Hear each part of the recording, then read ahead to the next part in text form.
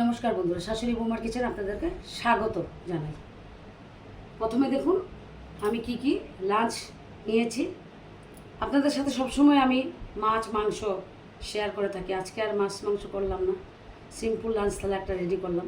প্রথমে দেখুন 1 গ্লাস জল নিয়েছি, 1 বাটি পরিমাণ ভাত নিয়েছি, এখানে মূলো ভাজা করেছি, ডাল নিয়েছি, এখানে সব সবজি দিয়ে লোটে শুটকি দিয়ে একটা তরকারি বানিয়েছি।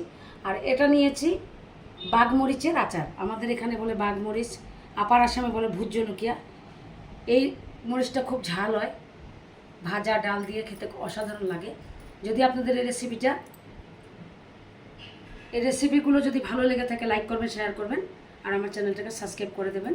আর এই আচারের রেসিপিগুলো আমি আরেকদিন শেয়ার করব। আমি অনেক রকম আচার বাড়িতে দিয়ে রেখেছি, আপনাদের সাথে আরেকদিন শেয়ার করব। ধন্যবাদ।